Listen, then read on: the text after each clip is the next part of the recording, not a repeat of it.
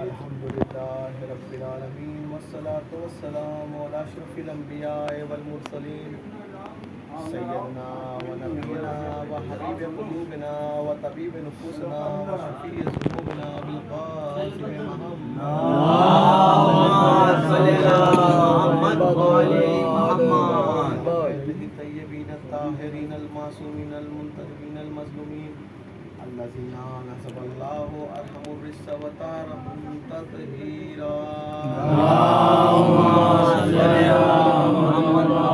محمد اللہ غاصب حقوقهم و منکر مصائبهم و فضائلهم و شجاعتهم و عبادتهم و ولایتهم اجمعین اما بعد فقد قال کتابه المبین بسم اللہ الرحمن الرحیم وما ارسلناک شاہدا مبشرا منیرا ونذیرا صلوات پڑھ دیں اللہم صل علی محمد۔ عزیزان محترم، تمام حمد و ثنا اس خالق اور مالک کے لیے، درود و سلام محمد والے محمد کی شان میں پڑھ دیجیے اللہم صل علی محمد والے محمد۔ عزیزان گرامی، خدا بند کریم اپنی کتاب میں ارشاد فرما رہا ہے کہ اے میرے حبیب، ہم نے تمہیں ایک منور چراغ بنا کے بھیجا، ہم نے تمہیں ایک ہدایت کا چراغ بنا کے بھیجا۔ اگر مسلمانوں کو ہدایت پانا ہے تو رسول کے قدموں سے وابستگی رکھنی ہوگی، اور رسول خدا یہ جانتے تھے کہ میری رحلت کے بعد امت میں خلفشار ہوگا، فرقہ پرستی ہوگی، تو انہوں نے ہدایت کا مرکز علی کو بنایا اور کہا یا علی انت مثل کا مثل کعبہ، یا علی تمہاری مثال کعبے کی مثال ہے، یا علی تمہاری مثال کعبے کی مثال ہے۔ کیوں؟ کعبہ کسی کے پاس اپنا حق لینے نہیں جاتا، بلکہ تمام مسلمان کعبے کے پاس آتے ہیں۔ کعبہ وہ مقبول شے ہے زمین پہ کہ ہر مسلمان، ہر محمد والے محمد پہ درود بھیجنے والا، ہر رسول اللہ کا کلمہ پڑھنے والا، اس کے اوپر یہ شرط ہے کہ وہ اپنی عبادتوں کو اگر چہرہ کعبے کی طرف کرتا ہے تو عبادت ہے، اگر اس نے کعبے سے منہ پھیرا تو اس کے سجدے اس کے منہ پہ مار دیے جائیں گے، اس کے عبادت نہ مانی جائے گی۔ یعنی شرط ہے مسلمانوں کے لیے کہ اگر تمہاری عبادت جب مانی جائے گی جب تم کعبے کی طرف اپنا رخ کر کے عبادت کرو گے۔ تو مسلمانوں، رسول اللہ نے کہا کہ یا علی انت مثل کا مثل کعبہ، یا علی تمہاری مثال کعبے کی مثال ہے۔ تو مسلمانوں ذرا ایک رکعت کی نماز کعبے سے منہ پھیر کے پڑھ کے سناؤ۔ اگر مسلمان کعبے سے ایک رکعت کی نماز بھی منہ پھیر کے نہیں پڑھ سکتا تو پھر علی سے بغض رکھ کے کیسے پڑھ سکتا ہے؟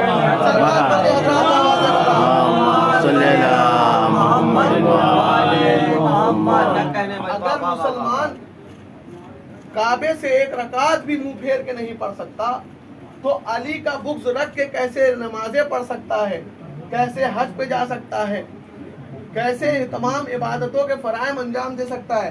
کیونکہ علی مثل کعبہ ہے، مگر علی اور کعبے میں فرق کیا ہے؟ صلوات پڑھ دیں حضرات۔ علی اور کعبے میں فرق کیا ہے کہ کعبہ جب ہوا جب علی کی ولایت کعبے میں ہوئی، کعبہ بیت اللہ جب ہوا جب علی کی ولایت ہوئی۔ تمام مسلمان کعبے کو بیت اللہ کہتے ہیں، لیکن بیت عربی میں کہتے ہی اس کو ہیں جہاں پہ کم سے کم کوئی دن کے لیے رکا ہو۔ کعبہ پہلے دار تھا۔ اگر کوئی انسان مکان بنائے اور اس کے اندر کوئی بھی نہ رہا ہو تو وہ اس مکان کو بیت نہیں کہتے بلکہ دار کہا جاتا ہے۔ تو مسلمانوں علی کا شکریہ ادا کرو، یہ جو آج بیت اللہ ہے علی کی وجہ سے ہے، ورنہ یہ دار ہوا کرتا تھا۔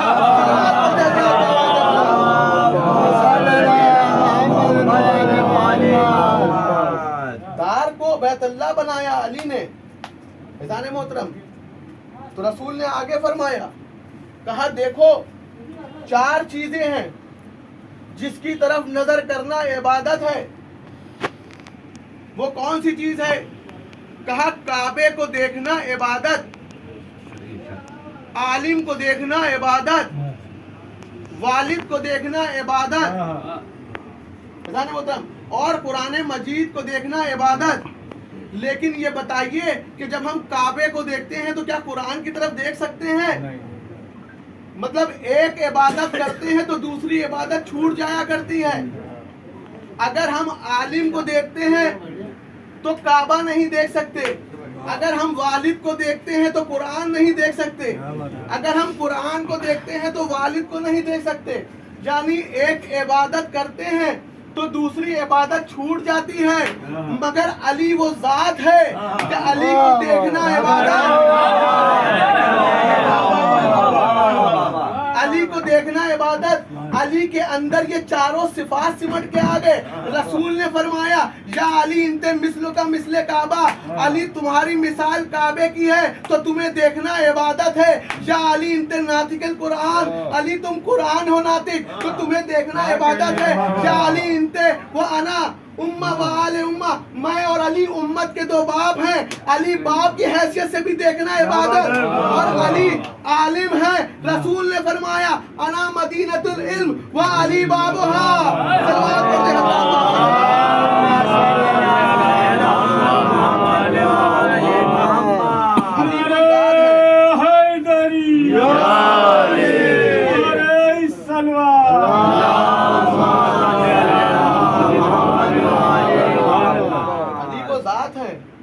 علی کو دیکھو تو کعبے کی بھی عبادت ہوتی ہے، علی کو دیکھو تو عالم کو دیکھنے کی عبادت ہوتی ہے، علی کو دیکھو تو قرآن کی تلاوت کی عبادت ہوتی ہے، علی کو دیکھو تو والد کو دیکھنے کی عبادت ہوتی ہے. علی وہ ذات ہے جو تمام عبادتوں کا مرکز ہے. علی وہ ذات ہے.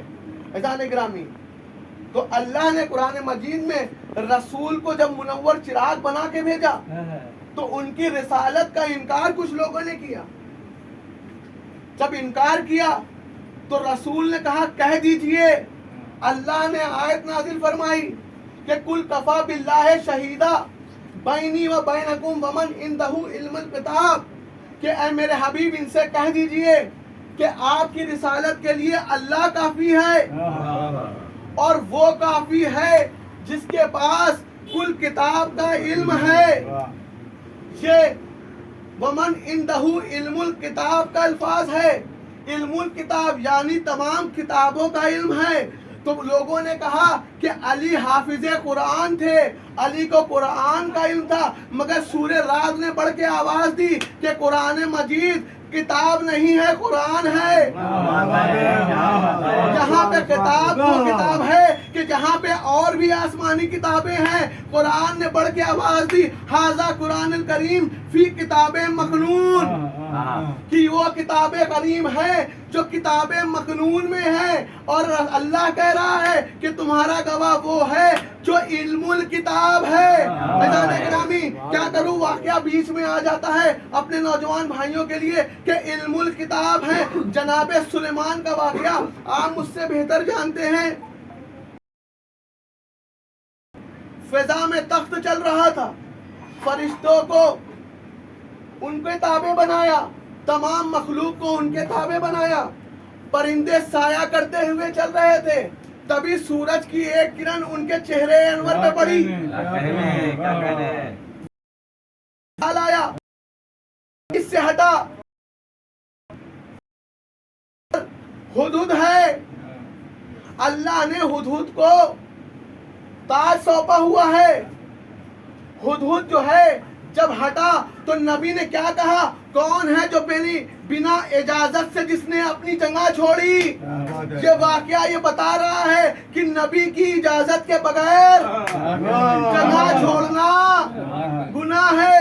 تو نبی نے کہا کہ دیکھو ہدہد کو پکڑ کے لاؤ، میں اس کی گردن مروڑ دوں گا، یعنی قتل کر دوں گا. تو نبی کی بتائی ہوئی جگہ کو بنا نبی کی اجازت چھوڑنا والا واجب القتل ہوا کرتا ہے. سلام پڑھتے حضرات.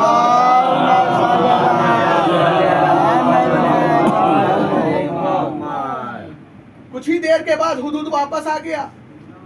جب حدود واپس آیا تو دیکھیے پرندہ تھا مگر سمجھدار کتنا تھا. کہا کہاں تھا تو؟ کہا یا نبی اللہ میں تو آپ کی حکومت کی حد دیکھنے گیا تھا, لیکن آپ کی حد سے میں آگے بڑھا تو وہاں پہ کیا میں نے حکومت دیکھی. ایک محترمہ ہے جو حکومت کرتی ہیں, ان کا تخت ایسا تخت ہے کہ کیا آپ کا تخت ہوگا. جناب سلیمان کو جلال آیا, کہا اچھا اس زمین پہ مجھ سے اچھی حکومت کس کی ہے, کس کا تخت مجھ سے بہترین ہے. تو یہ حدود فرما رہا ہے, تمام مخلوقوں کو بلایا, کہا کون ہے جو تخت بلقیس لے کے آئے. جنات آگے بڑھے, کہا یا نبی اللہ ہم لے کے آئیں گے. کہا کتنی دیر میں لاؤ گے؟ کہا آپ کا دربار برخاست ہونے سے پہلے. کہا بہت دیر ہے. لوگ آتے گئے اور یہ کہتے گئے, نبی اللہ کہتے رہے کہ بہت دیر, مگر پہلو میں وزیر بیٹھا ہوا تھا. ایک مرتبہ جناب آصف ابن برقیہ اٹھے. دیکھیے نبی کے جذبات وزیری سمجھا کرتا ہے, یا بھائی سمجھتا ہے یا وزیر سمجھتا ہے. صلوات پڑھتے حضرات. کہا یا نبی اللہ ہم لے کے آئیں گے. کہا کتنی دیر میں؟ کہا چشمے زدن میں لے کے آئیں گے. روایتوں میں ملتا ہے کہ بس کہا تھا تخت بلقیس حاضر ہو گیا, لیکن قرآن نے بڑھ کے آواز دی کہ آصف ابن برقیہ کو علم تھا مگر کتاب کا تھوڑا سا علم تھا. علم من الکتاب, یعنی آصف ابن برقیہ کو علم من الکتاب تھا, کتاب میں سے تھوڑا سا علم تھا. علی وہ ذات ہے کہ جو علم الکتاب ہے.